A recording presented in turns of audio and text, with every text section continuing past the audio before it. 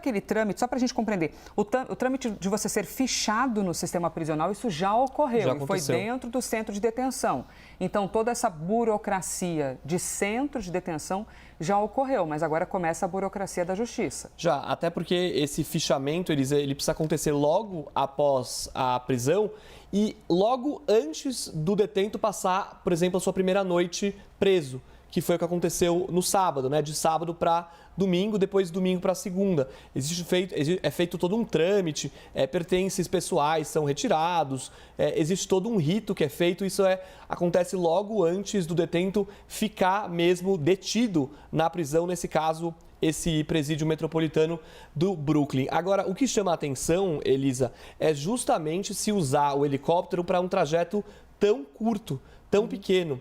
Isso acontece porque, normalmente, em deslocamentos de alto risco, que é o caso desse deslocamento, existe o risco aí de que Maduro fuja, ainda que seja muito mitigado pelo reforço na segurança, mas, claro, sempre é uma possibilidade que as autoridades consideram. Esse risco de fuga existe e o deslocamento via aérea geralmente é considerado mais seguro. Em praticamente todos os contextos, é muito mais seguro se transportar alguém pelo ar, no quesito fuga. E veja bem, a fuga que a gente fala aí não é exatamente Maduro sair correndo, é ter ajuda externa para conseguir essa fuga.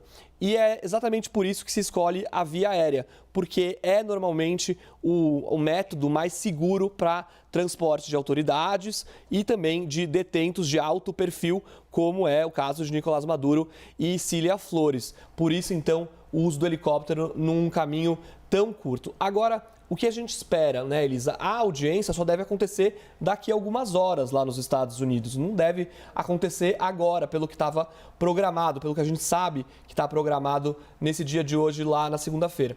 Nessa segunda-feira. O que pode acontecer é talvez Maduro se encontrar com algum representante da defesa durante esse período em que ele vai aguardar a primeira audiência lá nos Estados Unidos, ou mesmo se encontrar com um defensor público, como a Priscila falava agora há pouco.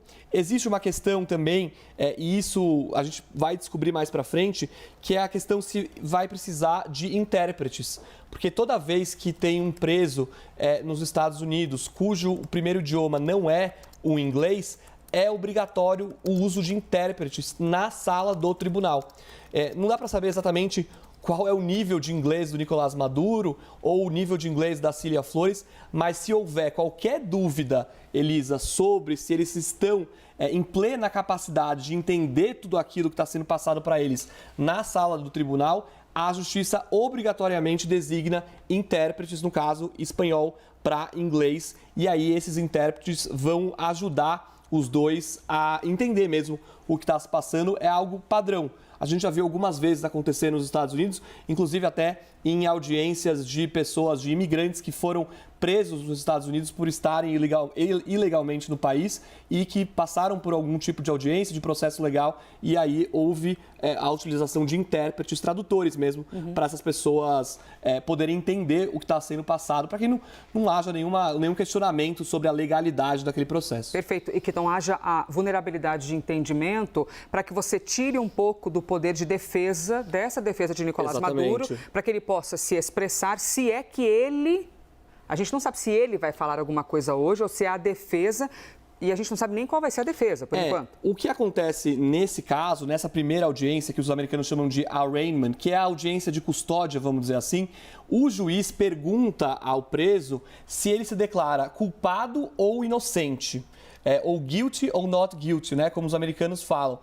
A partir daí se desenha todo o caminho para um julgamento, né, para eventualmente se ter um julgamento. Mas a expectativa, sim, é que o juiz pergunte aos dois se eles se declaram culpados ou inocentes. Eles podem escolher, claro, isso vai da estratégia da defesa. Geralmente, se o preso se declara culpado logo de início, é porque foi feito algum tipo de acordo com a promotoria para ir mais leve na pena. Isso não deve acontecer hoje, mas isso pode acontecer, isso acontece nos Estados Unidos, mas eles devem sim ser perguntados nesse momento sobre uma eventual admissão de culpa ou não. E aí, se houver uma defesa constituída para os dois, é praxe, na verdade, que essa defesa peça uma liberdade para os dois presos sob fiança. E aí é muito difícil isso acontecer hoje, mas geralmente é o que a defesa tenta fazer no primeiro dia de audiência, pedir liberdade sob o pagamento de fiança. De novo, improvável que isso aconteça, improvável que o juiz também aceite isso, porque quando se pede essa liberdade sob fiança, são considerados principalmente dois fatores importantes. O primeiro é o risco de fuga, ou seja, aquele preso tem risco e tem meios fáceis para fugir.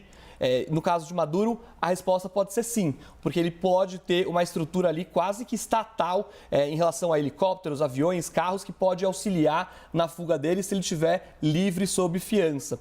E o segundo fator importante é se aquele preso, se ele estiver em liberdade, mesmo sob fiança, se ele representa algum risco para a comunidade.